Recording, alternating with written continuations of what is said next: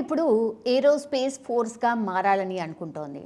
Yeah, ఎందుకలా మాట్లాడదాం. మనతో పాటు ఉన్నారు డిఫెన్స్ ఎక్స్పర్ట్ కన్నెగంటి రమేష్ గారు. రమేష్ గారు నమస్తే అండి. Yeah, February 13th to 17th బెంగళూరులో ఒక ఏవియేషన్ షో జరగబోతోందండి. అక్కడ అంతర్జాతీయ రక్షణ రంగ సంస్థలన్నీ కూడా వాళ్ళ యుద్ధ విమానాల్ని ప్రదర్శించబోతున్నాయి. సో ఇక్కడే ఇండియా ఒక వ్యూహం ముందుకు తెచ్చింది. అది ఏంటి అంటే, ఇక మీదట యుద్ధ విమానాలు మేమే తయారు చేస్తాము అని అనుకుంటోందట. మీరేమంటారు sir? No, it's a welcoming step in the right direction, Andy. We should welcome it. Swadeshi, Make in India, Aatmanirbharta, or Amrit Kal, 75 years of India's independence.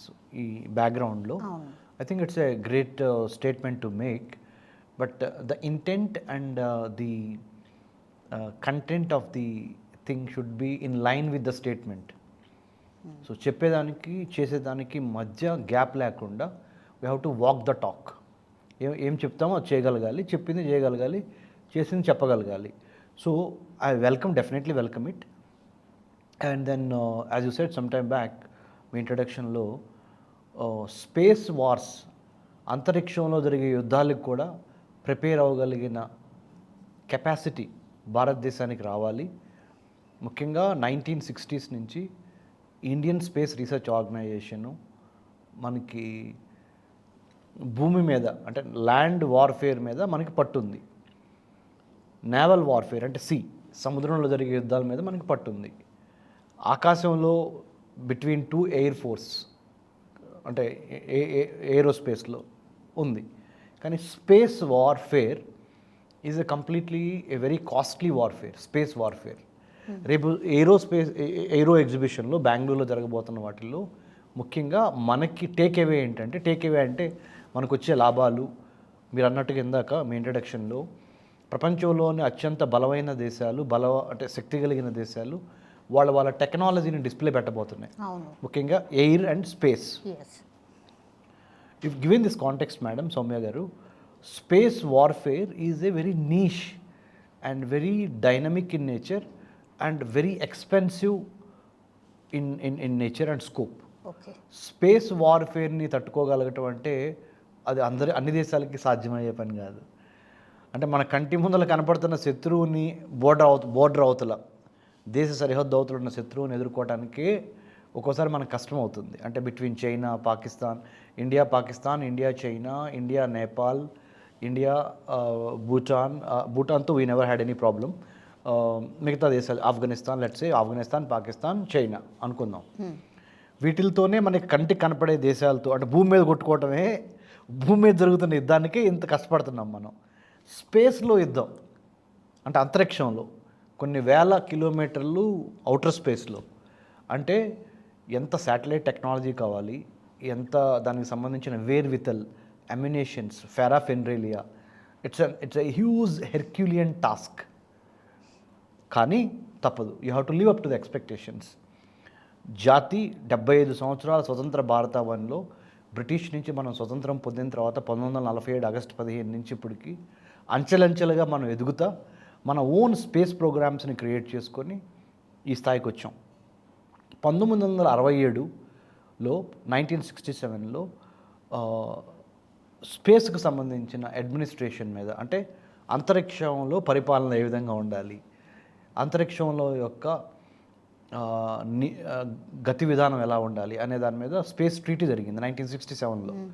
ఆ స్పేస్ ట్రీటీ ప్రకారము చైనాని అంతరిక్షంలో కూడా ఎదుర్కోవటానికి మనం సన్నాహమై ఉందాము అని అప్పుడే నిర్ణయించుకున్నాం 67లో. ఎందుకంటే 62లో మనకి ఇండియాకి చైనాకి యుద్ధం జరిగింది కదా, మనకి కొంత దెబ్బతగిలింది కదా. సో ముఖ్యంగా చైనాని మనం నమ్మలేం కదా, డ్రాగన్ని వాళ్ళు నమ్మించి కొట్టడంలో సిద్ధహస్తులు కదా. 1962 వార్లో మనకు భూమి మీద జరిగిన వార్లో మనం ఇబ్బంది పడ్డాం. మరి స్పేస్ మీద వాళ్ళు శాటిలైట్స్ పెట్టి, ఆ శాటిలైట్స్ ద్వారా భారతదేశంలో ఉన్న వైటల్ ఇన్స్టలేషన్స్ అంటారు, అంటే ఒక జాతి యొక్క ఆర్థిక, రాజకీయ, సామాజిక, సాంకేతికపరమైన, సాంస్కృతిపరమైన జాతికి సంబంధించిన ఎసెట్ అంటే అదొక గొప్ప ఆస్తి. భారతదేశానికి సంబంధించిన ఈ ఆస్తులను ఆస్తులు అంటే మన ప్రైవేట్ ఆస్తి కాదు, దేశానికి సంబంధించిన ఆస్తులు, ఎయిర్పోర్ట్లు, పోర్ట్లు, రాకెట్ లాంచింగ్ సెంటర్సు,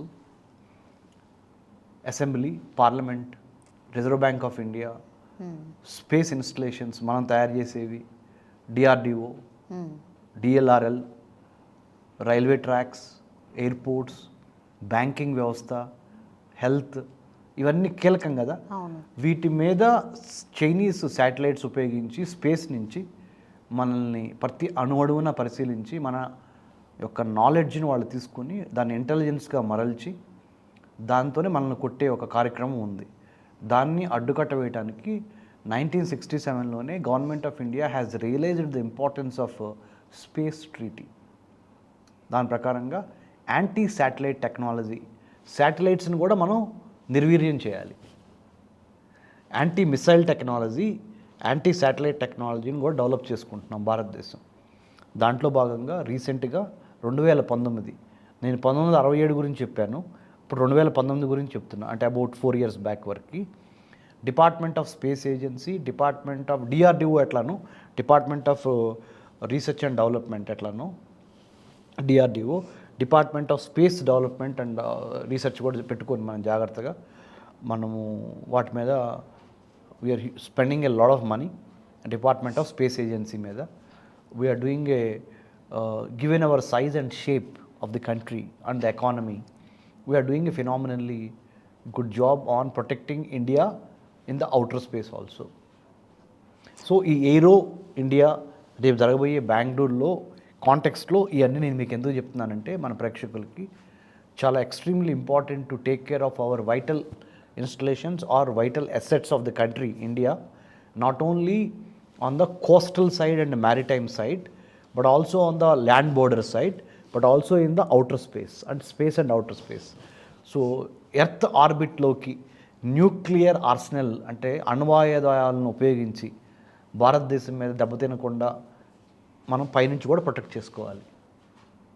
చూసారా, cyber space, manufacturing space, political space, మరి ముఖ్యంగా మ్యారిటైమ్ స్పేసు, ఈ 4 స్పేసులతో పాటు పైన ఉన్న అంతరిక్షం 5వ స్పేసు, ఈ పంచభూతాలని కాపాడుకోవాలి. ల్యాండ్ స్పేస్, ఫిజికల్ స్పేస్ అంటే భారతదేశానికి వేరే దేశాలతో ఉన్న ల్యాండ్ బోర్డర్స్, ఇది ఒక స్పేస్. పొలిటికల్ స్పేస్ అంటే ఏంటి? రాజకీయ స్థిరత్వం కావాలి భారతదేశంలో. సంవత్సరానికి కొత్త ఎలక్షన్స్ మళ్ళీ జరిగి మళ్ళీ ఎన్నికలు పెట్టి ఇదంతా తలనొప్పి, డబ్బులు వేస్ట్ కదా. వాటి నుంచి కాకుండా ఒక స్థిరమైన పొలిటికల్ స్టేబుల్, రాజకీయంగా స్థిరంగా ఉన్న ప్రభుత్వం ఒక 5 సంవత్సరాల పరిపాలన అందించగలిగితే అది సవ్యంగా సాఫీగా నడుస్తుంది జీవన గమనం. సో పొలిటికల్ స్పేస్ని కాపాడుకోవాలి. ఇది 2వ స్పేస్. ఒకటి ఫిజికల్ స్పేస్ చెప్పాను, 2 పొలిటికల్ స్పేస్. థర్డ్ది మ్యారిటైమ్ స్పేస్. మ్యారిటైమ్ స్పేస్ అంటే ఏంటంటే సముద్ర మార్గాలని, జల మార్గాలని కాపాడుకోవాలి. ఎందుకంటే 90% ప్రపంచ వాణిజ్యం మొత్తం జరిగేది నది, సముద్ర జలాల మార్గాల మీద. ఇది third space. Fourth space, recent space ఏంటండి? Obviously the cyber space. అంతర్జాలం అనే ఒక మాయాజాలంలో ప్రపంచం అతలాకుతలం అవుతున్న సందర్భం, cyber crimes, cyber security issues, దాన్ని కాపాడుకోవాలి. ఫైనల్ స్పేస్ ఏంటంటే aerospace. So space in that sense of the అంతరిక్షం, దాన్ని కూడా కాపాడుకోవాలి. ఎందుకంటే అక్కడి నుంచి కూడా మనకి ప్రమాదాలు పొంచి ఉన్నవి. Given this context, as an observant of international relations and geopolitics, I strongly recommend, I strongly bat for the Aero show or happening in Bangalore on 13th to 17th of 2023. So Israeli company IAI అనే ఒక గొప్ప అంటే Israeli air ఇండస్ట్రీకి సంబంధించిన వాళ్ళు కూడా they are showcasing their talent. Many space technologies, many technologies related to air force of the civilian nature and also the military nature, mostly military nature, will be displayed during this air show or in Bangalore on 13th and 17th of February this month 2023. So given that context is extremely important, and we must appreciate Indian Air Force and also ISRO, Indian Space Research Organization, DRDO, DSA, Department of Space Agency, for conceiving this and designing this program for the safety security of our motherland India. So I think in that context, Soumya గారు, yeah, make in ఇండియాలో భాగంగా ఇప్పుడు యుద్ధ విమానాల్ని తయారు చేయాలని అనుకుంటోంది భారత్. ఎన్ని ఇయర్స్లో మనం రీచ్ కాగలుగుతాము ఆ టార్గెట్ని? Already we have quite a few achievements, phenomenal achievements in the Indian air force. ఇది ఫైటర్ జెట్స్ కానీ, లైట్ కంబాట్ ఎయిర్ క్రాఫ్ట్ కానీ, రీసెంట్గా ఐఎన్ఎస్ విక్రాంత్ మీద కూడా మనం ఎల్సిఏ ఎలా మనము కాల్ టేక్ ఆఫ్ ఎలా అవ్వాలి, ల్యాండింగ్ ఎలా అవ్వాలి, we all have done that particular things. So given this context and also మనం రీసెంట్గా ఫ్రెంచ్ రఫైల్ జెట్స్ ఫ్రాన్స్ నుంచి తీసుకుంటున్నాము, ఇజ్రాయెల్ నుంచి తీసుకుంటున్నాము. మన old friend in the defence sector is Russia, right? So Russia నుంచి చాలా వరకు మనము ఇదివరకు MiG-21s కానీ చాలా వరకు తీసుకున్నాము. సో అందులో కొన్ని ఫెయిల్ అవుతున్న సందర్భాలు ఉన్నాయి. So we're actually we have to re-emerge, reorient, unlearn and relearn in the space of Indian defense sector in general, to be precisely in Air Force space warfare lo, Air Force air space కాపాడుకోవటంలో we have to go a long way అని మాత్రం నేను చెప్పగలను. Yeah, ఇప్పుడు Indian air ఫోర్స్కి కావాల్సింది 41 స్క్వాడ్రన్లు, మన దగ్గర ఉన్నవి మాత్రం 32, 31 అని చెప్తున్నారు. సో 10 తక్కువగా ఉన్నాయి. రాఫెల్ లాంటివి వస్తున్నా కూడా రిటైర్ అవుతున్న వాటి సంఖ్య ఎక్కువగా పెరుగుతుంది. సో బ్యాలెన్స్ చేయలేకపోతున్నాం. ఒక 10 తెస్తే అందులో నుంచి 5 వెళ్ళిపోతున్నాయి, రిటైర్ అయిపోయి. దీన్ని ఎట్లా బ్యాలెన్స్ చేయాలి? Yeah, I think money is the name of the game actually. Money is so we should spend more on the defence establishments. భారతదేశంలో ఉన్న ఆర్థిక పరమైన లేకపోతే పేదరికం సంబంధించిన విషయాల మీద ఎంత ఖర్చు పెడుతున్నామో దానికి డబుల్గానే డిఫెన్స్ బడ్జెట్ ఎక్కువగా ఉంది యాక్చువల్గా చెప్పాలంటే. హ్యూమన్ సెక్యూరిటీ అంటే మానవ భద్రతకు సంబంధించిన విద్య, వైద్యం, ఆరోగ్యం, పర్యావరణం అన్నీ కలిపినా కానీ ఎంత డబ్బులు ఖర్చు పెడుతున్నామో దానికన్నా డబుల్ డిఫెన్స్ మీద పెడుతున్నాం. అయినప్పటికీ మనకున్న శత్రు దేశాలు, మనకున్న ఇరుగు పొరుగు దేశాల యొక్క యుద్ధ వైఖరి, యుద్ధ రీతి చూసి మనం ఇంకా ఎక్కువ ఖర్చు పెట్టాల్సిన అవసరం ఉంది, నెంబర్ 1. సో నెంబర్ 2, పాత తరానికి చెందిన అంటే ఓల్డ్ జనరేషన్కి చెందిన ఎయిర్ క్రాఫ్ట్స్ని డిస్మాంటిల్ చేయటం కానీ, ఫైటర్ జెట్స్ని డిస్మాంటిల్ చేయటం కానీ, కొత్త వాటిని ప్రొక్యూర్మెంట్, డిఫెన్స్ ప్రొక్యూర్మెంట్ పాలసీ అంటారు, డిపిపి. ఆ డిఫెన్స్ ప్రొక్యూర్మెంట్ పాలసీలో కూడా చేంజెస్ తీసుకురావాలి, ఎక్కువ స్పెండ్ చేయాలి, ఎక్కువ scouting for the talent and skill ఉన్న వాటిని, ముఖ్యంగా indigenisation is the name of the word, that the catch word. Indigenisation అంటే స్వదేశీ పరిజ్ఞానంతో స్పేర్ పార్ట్స్ అక్కడి నుంచి తీసుకురాకుండా స్వదేశీ పరిజ్ఞానంతో చేసుకుంటే మీ ఫారెన్ ఎక్స్చేంజ్ అంటే విదేశీ మారక ద్రవ్యాన్ని వేరే దేశానికి ఇవ్వకుండా మీరే స్వతంత్రంగా మనమే ఎదగలిసిస్తుంది. సో ఇది ఇంకొక పని చేయాల్సింది. ఒకటి డిఫెన్స్ బడ్జెట్ పెంచమని చెప్పానండి. 2 indigenisation in the field of air space, aero and space both. Number 2 అండి. నెంబర్ 3 అన్నిటికన్నా ముఖ్యంగా స్పేర్ పార్ట్స్ని కూడా మనమే తయారు చేసుకోగలిగితే, not only the concept but also the spare parts చేసుకోగలిగితే బాగుంటుంది. తర్వాత technology transfer is the biggest and the most difficult thorny, అంటే ముళ్ళు అంటారు చూడండి తెలుగులో.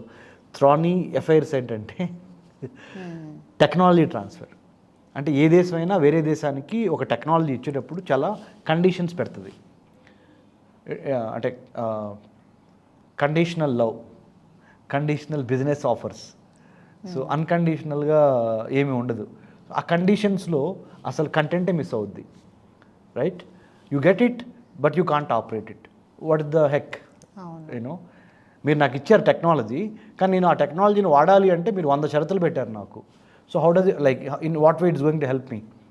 ఎందుకంటే given the Chinese threat, Pakistani issue, the Bangladeshi overstepping into India, or sometimes from Sri Lanka by sea route. So we never know what will happen, right? So technology ట్రాన్స్ఫర్స్లో ఒక రకమైన flexibility, ఒక రకమైన ఖచ్చితత్వం తీసుకురావాలి బిట్వీన్ కంట్రీస్. దానికోసం మన diplomatic machine అంటే ministry of external affairs will have to work extra hard. But unfortunately ministry of external affairs అంటే మన భారతదేశ విదేశాంగ శాఖలో పనిచేసే ఆఫీసర్లు పట్టుమని 5,000 మంది పైగా లేరు. We have to recruit more Indian foreign service officers. ఎంత గ్యాప్ ఉందంటారు? చాలా గ్యాప్ ఉంది. దేశానికి 140 కోట్ల మంది జనాభా, 22,000 కిలోమీటర్ల ల్యాండ్ బోర్డరు, సీ బోర్డర్ కలిపి ఇంత పెద్ద దేశాన్ని రక్షించడానికి ఒక 5,000 మంది విదేశీయంగ శాఖ అధికారులు ఉన్నారు అంటే ఎంత చిన్న చూపు. అంటే I think we have to go a long way. I'm not being critical, but I'm being realistic. Given the size and shape of Indian growth story, I think we need to recruit more Indian foreign service officers. అంటే భారతదేశానికి సంబంధించిన రాయబారుల్ని ఎక్కువగా మనము train చేయాలి. ఇంకొకటి ఏంటంటే అన్నిటికన్నా ముఖ్యంగా సౌమ్య గారు, భారతదేశంలో ఉన్న యూనివర్సిటీస్లో defence, strategy, security, foreign affairs చదివే స్టూడెంట్స్ కానీ, దాని మీద పనిచేసే పరిశోధనా సంస్థలు కానీ, given the size and shape of India, very, very minute or limited. This has to be, this has to be readjusted. This has to be on a grandeur level, because you want to be a smart power in the comity of nations. అంటే దేశాల మధ్య మీరు ఒక smart పవర్గా ఎదగాలనుకుంటున్నారు. భారతదేశం ఎదగాలనుకున్నప్పుడు ఆ ఇంటెంట్కి తగ్గ content ఉండాలి కదండి. సో గ్యాప్స్ ఎక్కడైతే ఉన్నాయో ఆ గ్యాప్స్ని మనం ఫిల్అప్ చేయాలి. సో మినిస్ట్రీ ఆఫ్ ఎక్స్టర్నల్ అఫైర్స్లో ఎక్కువ రిక్రూట్మెంట్ జరగాలి. భారతదేశ విదేశ వ్యవహారాల మంత్రిత్వ శాఖలో, Indian space research organisation ISRO నేతృత్వంలో, ఇస్రో లీడర్షిప్లో మోర్ యంగ్ బ్లడ్ని తీసుకురావాలి. అంటే యువతని మమైకం చేయాలి, భారతదేశానికి సంబంధించిన యువతని. తర్వాత ఇంక్యుబేషన్ సెంటర్ అంటే అంకుర సంస్థలు, ఇంక్యుబేషన్ సెంటర్స్, ఆంటర్ప్రినరల్ ఎబిలిటీస్ అంటే ఔత్సాహిక పారిశ్రామికవేత్తలను తయారు చేసే విధంగా, not as a job seeker but as a job giver అనే యాటిట్యూడ్నల్ చేంజ్ అదే టార్గెట్ పెట్టుకోవాలి, ముందరికి వెళ్ళాలి. So knowledge, skill and attitude, all three are extremely important. You should have the knowledge, you should have the skill, నైపుణ్యత, matched by a very good attitude, దృక్పథం. The way that you think, or the way that you react, the way that you think, and plan, act, that's called attitude, right? So all these things put together, India will surge ahead or go ahead in the comity of nations as a smart power in the days to come. ఇప్పుడు చైనాతో పోలిస్తే మన Indian defence రంగం ఎంత స్ట్రాంగ్గా ఉంది? బాగానే ఉందా? ఓకేనా? అసలు కాంపిటీషన్ అన్న ఇవ్వగలుగుతామా? ఓకే, కొన్ని రంగాల్లో బాగున్నాము, కొన్ని రంగాల్లో నక్కకి నాగలోకానికి ఉన్నంత తేడా ఉంది. ఓకే, ఏ రంగంలో బాగున్నాం అంటే చెప్తాను. ఇండియన్ ఆర్మీ, చైనీస్ ఆర్మీ అంటే సోల్జర్స్, భూమి మీద నడిచి యుద్ధం చేసుకునేవాళ్ళు, సైనికులు. ఇండియన్ ఆర్మీని, చైనీస్ ఆర్మీని చూసినప్పుడు not bad, we're not doing bad. Okay, but Chinese naval పవర్ని, ఇండియన్ నేవల్ పవర్ని అంటే నేవీ అంటే సముద్రంలో పహారా కాసే మన శక్తిని, వాళ్ళ శక్తిని కంపేర్ చేసుకున్నప్పుడు number of aircraft carriers వాళ్ళకెన్ని ఉన్నాయి, మనకెన్ని ఉన్నాయి, లేకపోతే నెంబర్ ఆఫ్ సబ్మరైన్స్ మనకెన్ని ఉన్నాయి, వాళ్ళకెన్ని ఉన్నాయి, జలాంతర్గామి సబ్మరైన్, ఓకే, ఇంకా చాలా చూసుకున్నప్పుడు we're following short of the Chinese naval capabilities. Indian air force, Chinese air force చూసుకున్నప్పుడు they are way ahead. Indian tanks, Chinese tanks అంటే యుద్ధ ట్యాంకులు చూసుకున్నప్పుడు they are way ahead. Chinese army కొద్దిగా సంఖ్యాపరంగా ఎక్కువగా ఉంది ఇండియన్ ఆర్మీ కన్నా. బట్ మనకి ఎక్కడ కలిసి వచ్చింది అంటే, మనకి కొంతమంది మిత్రదేశాలు మన వైపున ఉన్నాయి, United states of America, Japan, Australia, Israel. But having said it, I would like to actually also put it on record that there are no permanent friends and permanent enemies in international relations. అంతర్జాతీయ సంబంధాల్లో శాశ్వత మిత్రులు, శాశ్వత శత్రులు ఎవరు ఉండరు. రాజకీయాల్లో అంతే, ఇది కూడా అంతే మన లైఫ్లో. సో అందుకని మనము more alertness, we should be more self sufficient and self dependent ఉండాలి. సో ఆ విధంగా when we compare Indian and Chinese యుద్ధానికి సంబంధించిన ఆర్మీని కానీ నేవీని కానీ ఎయిర్ ఫోర్స్ని కానీ అన్నిటికన్నా ముఖ్యం సౌమ్య గారు లాస్ట్ది సైబర్ స్పేస్లో కూడా అంటే అంతర్జాలంలో కూడా చైనీస్ ఇస్పనాయిజ్ అంటే గూఢాచార్యం వాళ్ళు స్పైస్ని మోల్స్ పెట్టి అంటే గూఢాచారాలను పెట్టి so Chinese are doing all kinds of nasty things in the cyber space also. So we need to protect our airspace, so cyberspace, physical space, political space, manufacturing space. So we got to be alert. So what is the solution? చూసే వాళ్ళకి కూడా ఏమనిపిస్తుంది అంటే doctor Ramesh Kanneganti is talking about all the warnings caveats మాట్లాడుతున్నారు. Solutions ఏంటి అన్నప్పుడు solutions ఏమీ లేదు. Awareness, who are my friends and who are my foes, మన శత్రువులు ఎవరు, మన మిత్రులు ఎవరు. ఆంధ్ర, తెలంగాణ, కర్ణాటక, కేరళ, తమిళనాడు, ఢిల్లీ, ఇదే కాదు ప్రపంచం అంటే. భారతదేశానికి పక్కన ఉన్న దేశాలేంటి, ఆ దేశాలకి ఇంకొద్దిగా దూరంగా ఉన్న దేశాలేంటి, ఆ దేశాలతో మన దేశాలకు ఉన్న సంబంధం ఏంటి, మనం ఎలా దీన్ని జాగ్రత్తగా మరల్చుకోవాలి అనే ఒక తృష్ణ బై డిఫాల్ట్ అంటే అనుకోకుండానే, యాక్సిడెంటల్లీ కాదు ఇంటెన్షనల్లీ నువ్వు డెవలప్ చేసుకోవాలి. ఎందుకంటే ఒకవైపున లిబరలైజేషన్, ప్రైవేటైజేషన్, గ్లోబలైజేషన్, ప్రపంచీకరణ జరిగి గూగులైజేషన్కి వచ్చాం. గూగులైజేషన్ నుంచి చైనైజేషన్కి వెళ్ళాము. అప్పుడు లిబరలైజేషన్, ప్రైవేటైజేషన్, గ్లోబలైజేషన్, గూగులైజేషన్ అండ్ చైనైజేషన్. అంటే చైనా అంతా సర్వంతర్యామిలాగా వ్యాపిస్తుంది. ఇలాంటి తరుణంలో ఆల్రెడీ దెబ్బతిని ఉన్నాం కాబట్టి బ్రిటిష్ చేతిలో మనము మళ్ళీ వాళ్ళ దగ్గర నుంచి స్వతంత్రం సంపాదించుకోవడానికి చాలా కష్టపడి వాళ్ళని తొక్కి ముందరకు వచ్చాం. రైజ్, రోర్, రివోల్ట్ లాగా, RRR లాగా కదా. మళ్ళీ అలాంటిది చైనా నుంచి జరగకుండా ఉండాలి అంటే భారతదేశంలో ఉన్న ప్రతి పౌరుడు ఎంతో కొంత విదేశీ వ్యవహారాల మీద అవగాహన, పట్టు సంపాదించి ఆ దిశగా దేశభక్తి అంటే ఏదో ఒక పార్టీకో ఒక ప్రాంతానికో లిమిట్ చేయొద్దు. దేశంలో మన అందరూ ఉన్నాం కాబట్టి, మన పైన ఉన్న భరతమాత మనల్ని కాపాడుతుంది కాబట్టి, so we all have to come together to understand. తెలుగులో చెప్తున్నాను, ప్రపంచంలో ఉన్న ఆర్థిక, రాజకీయ, విదేశీ వ్యవహారాలని క్షుణ్ణంగా పరిశీలించి మనల్ని మనం కాపాడుకోవటానికి ఎవరో వచ్చి చెప్పటం కాదు, నీకు నువ్వుగా రియలైజ్ అవ్వాలి. అదేదో విదేశీ వ్యవహారాలు అంటే మనకెందుకులే, మన ఇంట్లో వాళ్ళ బియ్యం ఉందా, చికెన్ ఉందా, బిర్యానీ ఉంది, ఇది కాదు. We should think about what's happening between India, China, India, Japan, India, Australia, India, Korea, India, central Asia. Geography knowledge, territorial knowledge చాలా ఇంపార్టెంట్ అండి ఇదంతా. ఆఫ్టర్ ఆల్ మనల్ని మనం పరిపాలించుకోకపోతే వేరే వాళ్ళు వచ్చి పరిపాలిస్తారు కదా, right? So you need to have lot of attitude in this, good attitude. Unfortunately, I hope, but I am very optimistic. Hope ఇప్పుడున్న తరమైన ఈ సినిమాలు, ఈ సోషల్ మీడియాలు, ఈ క్రికెట్లు ఇవన్నీ ఇంపార్టెంట్ అండి, కాదనట్లా. But this is not so important when you compare to country security, national security, జాతీయ భద్రత, హ్యూమన్ సెక్యూరిటీ, మానవ భద్రత. So you need to be alert.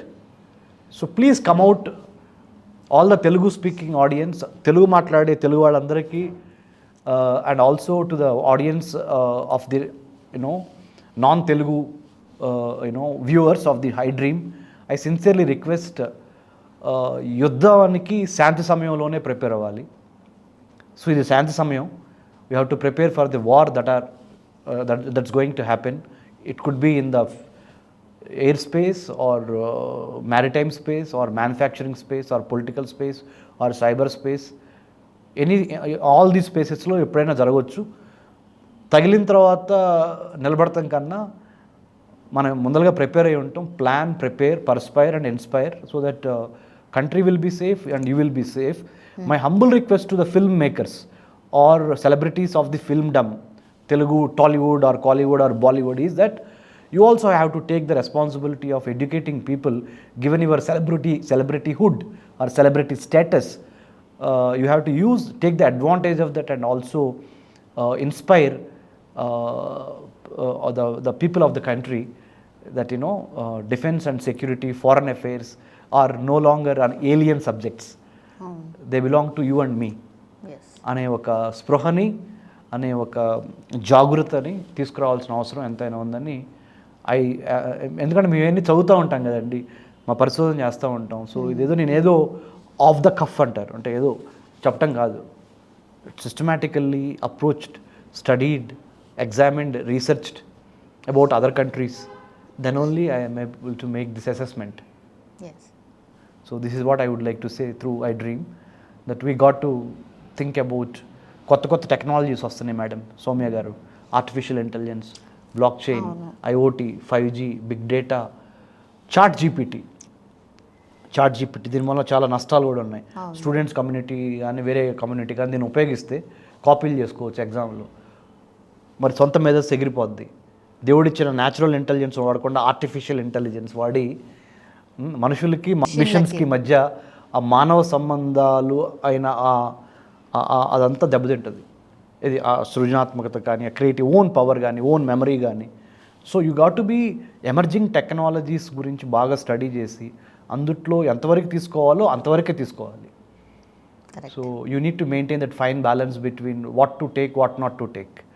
And how do you reduce, or how do you retain or contain, or how do you control the power of the emerging technologies on the social, economic, political, cultural impact that it's going to have, right? So ఇవన్నీ మనం కొద్దిగా అలర్ట్గా ఉండాలండి.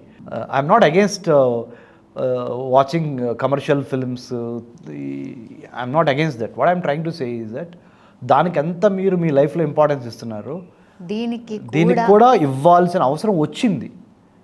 ఎందుకంటే China, Pakistan, మిగతా దేశాలు భారతదేశం మీద కన్నేసినాయి. కాపాడుకోకపోతే మళ్ళీ బానిసత్వంలోకి వెళ్ళిపోతాం. The movie RRR is all about the rise, revolt and roar కదా. Against what? అగేన్స్ట్ బాన్చంద్ నీ కాళ్ళు ముక్తాకి వ్యతిరేకంగా పోరాడిందే కదా ఇదంతా. My great grandfather Kanneganti Hanumanthu shot by the British in the Palnadu region, Durgi Mandal of Minchalapadu. I'm the great grandson of Kanneganti Hanumantu. So Kobram Bhim of Telangana, let's say. So all these, you need to have that fervor to unite for the country and to work for the country. So that's why I think iDream is given that opportunity of expressing my views and strong, sincere opinions about the affairs of the state. So affairs of the state is more important than affairs among individuals of the filmdom and other thumbs. So I request all the audience to take interest in the affairs of the state. Socrates చెప్పినా, Aristotle చెప్పినా, చాణక్య చంద్రగుప్త చెప్పినా, రాజ్య వ్యవహారాల్లో ఎవరైతే పాలు పంచుకోరో వాళ్ళు మూర్ఖులతో సమానం అన్నారు ఆయన. మిమ్మల్ని మీరు పరిపాలించుకోవడం చేత కాకపోతే వేరే వాళ్ళు వచ్చి పరిపాలిస్తారు. Are you ready for that? No, I think we should not be. We shouldn't give in, right? So it is in that context I am making humble request to all of you. Yes. Thank you. Thank you so much. Thank you.